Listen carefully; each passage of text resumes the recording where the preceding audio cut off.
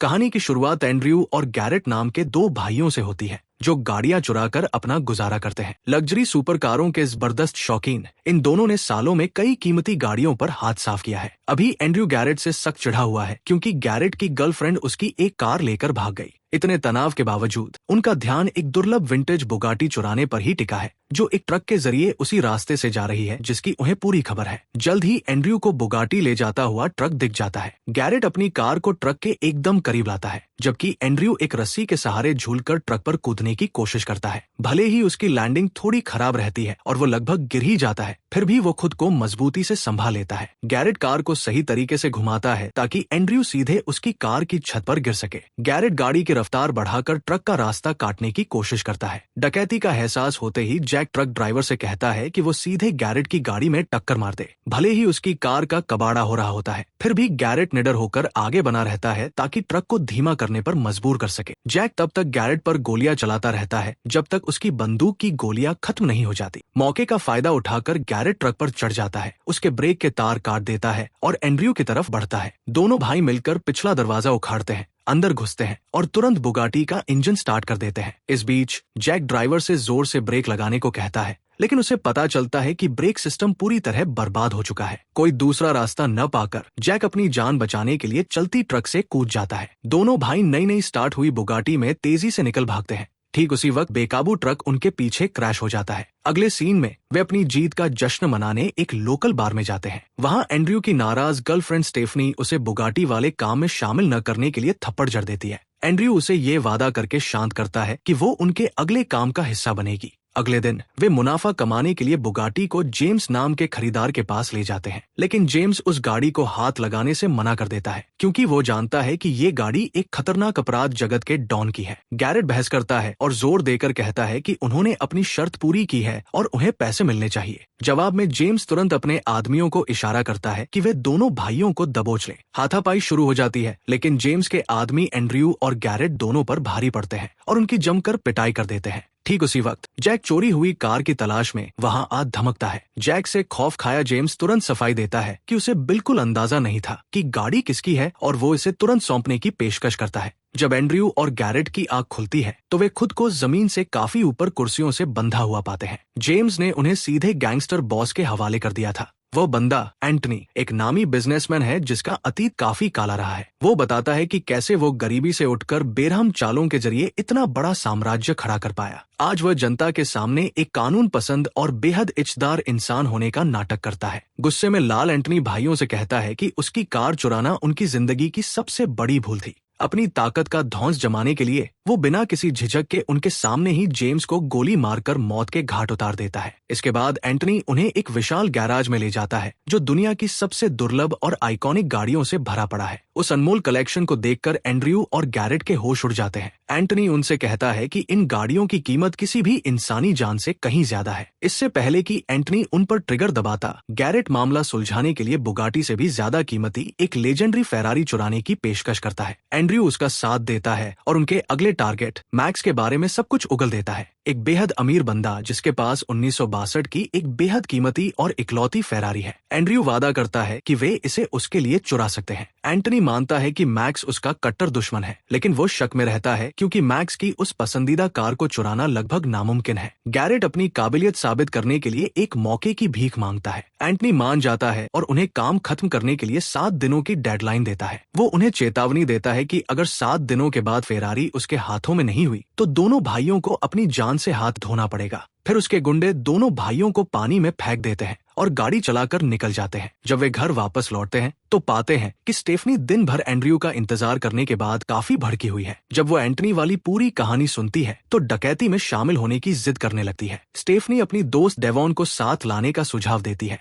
जो अपनी तेजी के लिए मशहूर एक नामी जेब कतरी है। गैरेट को भी डेवॉन तुरंत पसंद आ जाती है। टीम में लियोन को शामिल किया जाता है जो एक माहिर एक्सप्लोसिव एक्सपर्ट है और सेकंडों में किसी भी चीज को उड़ा सकता है। इसके बाद बाद वे 4 और पेशेवर कार रेसरों को लाते हैं। स्टीयरिंग पर उनका हुनर देखकर प्रभावित होकर एंड्रयू चारों ड्राइवरों को टीम में रखने का फैसला करता है। पूरी टीम इकट्ठी होने के बाद वे डकैती के एक एक डिटेल का प्लान बनाने के लिए मिलते हैं। गैरेट सबको अलग अलग जिम्मेदारियां बांटता है और हर कोई इस खतरनाक मिशन में अपनी अहम भूमिका के लिए तैयार हो जाता है। बाद में जब वे अपने अपार्टमेंट वापस लौटते हैं तो एंड्रयू और गैरेट को अंदर एक अनजान बंदा इंतजार करता हुआ मिलता है। एंड्रयू तुरंत एक बेसबॉल बैट उठा लेता है और पूछने लगता है कि वह कौन है। वह अनजान आदमी खुद को एंटनी का कजन लॉरेंट बताता है। लॉरेंट समझाता है कि एंटनी ने उसे मदद के लिए भेजा है। वो खान नाम के एक बंदे का जिक्र करता है जो मैक्स के परिवार के लिए ब्लैक मार्केट के सौदे संभालता है और जानता है कि मैक्स अपना सीक्रेट गैराज कहाँ रखता है। टीम खान से मिलने जाती है, हालांकि वो शुरू में उनके साथ काम करने से मना कर देता है क्योंकि उसे लॉरेंट पर भरोसा नहीं होता। स्टेफनी उसे पटाने के लिए आगे आती है और भरोसा दिलाती है कि एंड्रयू और गैरेट कमाल के ड्राइवर हैं जो गाड़ियों का कोई भी कांड कर सकते हैं। काफी सोचने के बाद खान मदद के लिए तैयार हो जाता है, बशर्ते वे एक ड्राइविंग टेस्ट पास कर लें। उन्हें उड़ान भरने के लिए तैयार एक हवाई जहाज को अपनी गाड़ियों से रोकना होगा। एंड्रयू को ये चाल बिल्कुल पागलपन लगती है, लेकिन खान जोर देकर कहता है कि अगर वे जहाज नहीं रोक सकते तो मैक्स के करीब पहुंचने का उनका कोई चांस नहीं है। कोई और रास्ता न होने पर एंड्रयू और गैरेट एक्शन में आ जाते हैं। एयरपोर्ट की बाड़ तोड़ते हुए वे तुरंत पुलिस की गाड़ियों को अपने पीछे लगा लेते हैं। तेज रफ्तार के कारनामों से वे पुलिस को चकमा देते हैं और सीधे रनवे पर दौड़ पड़ते हैं। गैरेट आगे बढ़ते जहाज की रफ्तार से अपनी कार मिलाता है और अपनी कार का बोनट खोल देता है। जहाज के उड़ान भरने से ठीक पहले गैरेट अपनी गाड़ी सीधे उसके एक जेट इंजन में घुसा देता है। इस टक्कर से एक जबरदस्त धमाका होता है जिससे इंजन बर्बाद हो जाता है और जहाज वहीं रुक जाता है। दोनों भाई खान का टेस्ट पास कर लेते हैं। खान अब उनके इस पागलपन भरे हुनर का पूरी तरह कायल हो चुका है। फिर वह खुलासा करता है कि वह जहाज और एयरफील्ड असल में मैक्स का ही है। वो उन्हें सीधे मैक्स से बात करने की सलाह देता है और चेतावनी देता है कि मैक्स वैसे भी उन्हें ढूंढ ही निकालेगा। अगले सीन में वे गाड़ी चलाकर मैक्स की आलीशान कोठी पर पहुंचते हैं। अपने जहाज की तबाही से भड़का हुआ मैक्स उनके इस पागल स्टंट की वजह पूछता है। गैरेट मैक्स को भरोसा दिलाता है कि साथ मिलकर काम करने से वे एक टूटे जहाज की कीमत से कहीं ज्यादा पैसे छाप सकते हैं। वह दुनिया की सबसे बेहतरीन क्लासिक कारों को चुराने की पार्टनरशिप की पेशकश करता है। मैक्स उनके इस हिम्मत भरे स्टंट से इम्प्रेस हो जाता है और उनके साथ काम करने को तैयार हो जाता है। लॉरेंट चालाकी से बात को दुर्लभ गाड़ियों की तरफ मोड़ देता है और मैक्स को अपना प्राइवेट वॉल दिखाने का सुझाव देता है। मैक्स ये जानकर हैरान रह जाता है कि लॉरेंट को उसके सीक्रेट कलेक्शन के बारे में पता है। ये जानते हुए कि लॉरेंट एंटनी का कजन है, मैक्स शक में रहता है। लॉरेंट तुरंत एक झूठी कहानी गढ़ता है कि वो एंटनी से नफरत करता है क्योंकि वो उसे नौकर की तरह रखता है और वो उसे रास्ते से हटाना चाहता है। मैक्स ढीला पड़ जाता है और टीम को अपने प्राइवेट गैराज में ले जाने के लिए मान जाता है। अंदर दुर्लभ और बेहद कीमती गाड़ियों की लाइन देखकर टीम की आंखें फटी की फटी रह जाती हैं। वहीं पर 1962 की वही बेशकीमती फेरारी खड़ी है जिसे चुराने का एंटनी ने हुक्म दिया था। हालांकि एंड्रयू गाड़ियों के बजाय गैराज के सिक्योरिटी इंतजामों पर ध्यान देता है। वह शीशे में झलक देखकर मैक्स को सिक्योरिटी कोड टाइप करते हुए चुपके से देख लेता है। बाहर आते ही एंड्रयू पासकोड लिख लेता है और उसे स्टेफनी को सौंप देता है। इसके तुरंत बाद एंड्रयू का लॉरेंट से पंगा हो जाता है और वह साफ कर देता है कि उसे उस पर रत्ती भर भी भरोसा नहीं है। उसे डर है कि लॉरेंट एंटनी से उनके प्लान की चुगली कर देगा। जब वे घर लौटते हैं तो उन्हें अंदर 2 इंटरपोल एजेंट इंतजार करते हुए मिलते हैं। एजेंट बताते हैं कि वे पूरे यूरोप में हो रही दुर्लभ कारों की चोरी का पीछा कर रहे हैं और कहते हैं कि ऐसा लगता है कि दोनों भाई हर वारदात से जुड़े हैं। जाने से पहले एक अफसर चेतावनी देता है कि अगली बार वो पक्के सबूतों के साथ आएगा। एंड्रयू और गैरेट बढ़ते दबाव के बारे में बात करते हैं। एंड्रयू को घबराहट हो रही है क्योंकि उसे किसी काम के लिए इतनी बड़ी टीम पर भरोसा करने की बिल्कुल आदत नहीं है। गैरेट उसे टीम पर भरोसा रखने के लिए ढांढस बंधाता है। इस बीच स्टेफनी एक बाजार जाती है। तभी जैक पीछे से दबे पाव आता है और उसे किडनैप करने की कोशिश करता है और उसे चुपचाप साथ चलने को कहता है। स्टेफनी सेब चुराने का नाटक करके जानबूझकर तमाशा खड़ा कर देती है। जैसे ही गुस्साया दुकानदार उससे भिड़ने आता है वो उस अफरा तफरी का फायदा उठाकर भागने लगती है, लेकिन जैक का एक साथी वहां आ पहुंचता है और स्टेफनी को दबोचने में जैक की मदद करता है। उसी समय एंड्रयू और गैरेट गाड़ी से कहीं जा रहे होते हैं। अचानक एंटनी के बंदे आ धमकते हैं और उन पर गोलियां बरसाने लगते हैं। हमलावरों को चकमा देने के बाद वे अपने ठिकाने लौटते हैं जहां डेवॉन उन्हें किडनैपिंग के बारे में बताती है। ये सुनते ही एंड्रयू गुस्से से बौखला जाता है। वह सीधे एंटनी की कोठी में घुसता है और जैक की धुनाई कर देता है। एंटनी बंदूक तान लेता है और एंड्रयू को चेतावनी देता है कि अगर वो स्टेफनी को दोबारा जिंदा देखना चाहता है तो बिना कोई सवाल पूछे चुपचाप बात माने। एंटनी उन्हें नीचे गैराज में ले जाता है जहां स्टेफनी बंधी हुई है। एंटनी एंड्रयू से कहता है कि उसे बचाने के लिए उसे तुरंत मैक्स की फेरारी सौंपनी होगी और अपना पूरा हीस्ट प्लान उगलना होगा। अगले दिन एंड्रयू अपनी पूरी टीम को एंटनी के सामने लाता है और डकैती का प्लान समझाता है। सबसे पहले वे एक भारी कंस्ट्रक्शन बुलडोजर चुराने का प्लान बनाते हैं। इसके बाद वे पुलिस की असली वर्दियों के साथ गाड़ियां चुराएंगे। फिर डेवॉन मैक्स को फोन करेगी और उसे पुलिस रेड की चेतावनी देगी ताकि वह अपनी कोठी छोड़कर भाग जाए।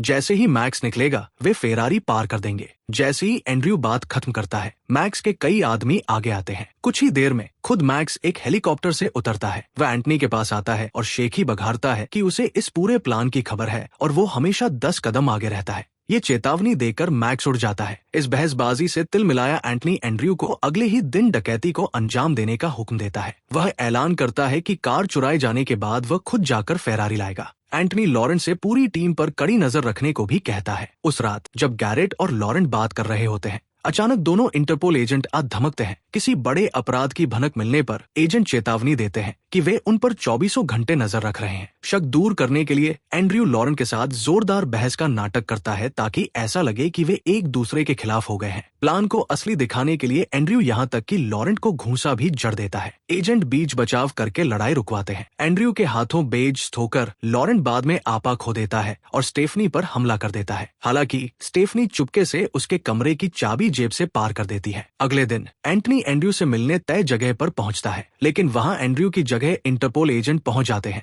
और उससे पूछताछ शुरू कर देते हैं। इस बीच एंड्रयू और बाकी टीम अपना ऑपरेशन शुरू करने की तैयारी करते हैं। ठीक उसी वक्त प्लान का असली सच सामने आता है। उनका मैक्स की फेरारी चुराने का कभी कोई इरादा था ही नहीं, बल्कि उनका असली निशाना तो एंटनी का खुद का कार कलेक्शन है। एक ऐसा प्लान जो मैक्स के साथ मिलकर बनाया गया था। पूरी गैंग एक बस में सवार होती है और एंटनी की कोठी की तरफ बढ़ती है। उसी वक्त स्टेफनी चुपके से अपने कमरे से निकलकर सिक्योरिटी हब की तरफ रेंगती है। वो सेंट्रल कंप्यूटर को हैक करती है और ठीक उसी समय इमरजेंसी अलार्म बजा देती है जब टीम पहुंचती है। कोई घुसपैठिया अंदर घुस आने की बात मानकर गार्ड्स पूरे इलाके की तलाशी लेने बिखर जाते हैं। स्टेफनी इस पूरी अफरा तफरी का फायदा उठाकर चुपके से बच निकलती है। जैसे ही एंड्रयू और टीम पहुंचते हैं स्टेफनी मेन गेट खोल देती है। लियोन तुरंत गैराज के दरवाजे पर एक्सप्लोसिव लगा देता है। कुछ ही सेकंडों में एक जबरदस्त धमाके से दरवाजा परखच्चे उड़कर खुल जाता है। इससे पहले कि सिक्योरिटी गार्ड संभल पाते टीम एंटनी की गाड़ियों को लेकर रफू चक्कर होने लगती है। जब एंटनी के बंदे उनका पीछा करने की कोशिश करते हैं तो उन्हें एहसास होता है कि लियोन ने उनकी खुद की गाड़ियों में भी धमाका सेट कर दिया था। लियोन बटन दबाकर पीछा कर रही गाड़ियों के परखच्चे उड़ा देता है। इस बीच चूंकि एंटनी साफ जवाब नहीं दे पाता, अफसर उसे गिरफ्तार करने बढ़ते हैं। एंटनी ताड़ जाता है कि ये असली इंटरपोल अफसर नहीं है। वो जैक को गोली चलाने का हुक्म देता है और एक अफसर के कंधे में गोली लग जाती है। एंटनी मौके का फायदा उठाकर भाग निकलता है। ये समझकर कि एंड्रयू उसकी गाड़ियां उड़ा ले गया है, वो पीछा करने के लिए एक्सीलेटर दबा देता है। एंटनी को चकमा देने के लिए एंड्रयू रास्ता बदल देता है और पूरी टीम को अलग अलग दिशाओं में बांट देता है। हालांकि एंटनी और लॉरेंट एंड्रयू का पीछा करना जारी रखते हैं। सड़कों पर एक खतरनाक और तेज रफ्तार रेस शुरू हो जाती है। जैसे ही लॉरेंट एंड्रयू पर गोली चलाने के लिए करीब आता है, उसकी गाड़ी एक ट्रक से जा टकराती है और लॉरेंट वहीं ढेर हो जाता है। एंड्रयू और उसकी गैंग शहर पहुंचकर सीधे बंदरगाह की तरफ बढ़ते हैं, लेकिन एंटनी उनका रास्ता काटते हुए ठीक बंदरगाह के गेट पर गाड़ी अड़ा देता है। एंड्रयू और गैरेट जोर से ब्रेक मारते हैं। एंड्रयू एंटनी को चेतावनी देता है कि खेल खत्म हो चुका है, लेकिन एंटनी उसकी बात को अनसुना कर पूरी रफ्तार से सीधे दोनों भाइयों की तरफ गाड़ी बढ़ा देता है। अचानक एक बस एंटनी की कार में जोरदार टक्कर मारती है, जिससे उसमें धमाका होता है और वो पानी में जा गिरती है और एंटनी की मौके पर ही मौत हो जाती है। फिर टीम सारी बरामद की हुई स्पोर्ट्स कारों को एक कार्गो शिप पर लोड कर देती है। पीछे मुड़कर देखने पर पता चलता है कि वे दो नकली इंटरपोल एजेंट असल में शुरुआत से ही एंड्रयू के साथ मिले हुए थे। हालांकि मैक्स एंटनी को बेवकूफ बनाने के लिए एंड्रयू और उसकी टीम की तारीफ करता है, लेकिन उसे जरा भी अंदाजा नहीं है कि उससे भी बड़ा झटका उसका इंतजार कर रहा है। कुछ ही दिनों बाद एंड्रयू की टीम पर भरोसा करने का खामियाजा मैक्स को भुगतना पड़ता है। एंड्रयू के याद किए पासकोड का इस्तेमाल करके डेवॉन दूसरी टीम के साथ मैक्स के सीक्रेट गैराज में घुसती है और उसका पूरा अनमोल कार कलेक्शन उड़ा ले जाती है। आखिरकार एंड्रयू और उसकी गैंग ने एंटनी और मैक्स दोनों की ऐसी तैसी कर दी और दोनों दुश्मनों को आपस में लड़ाकर इस जबरदस्त डबल हीस्ट को अंजाम दे दिया। Please like and subscribe.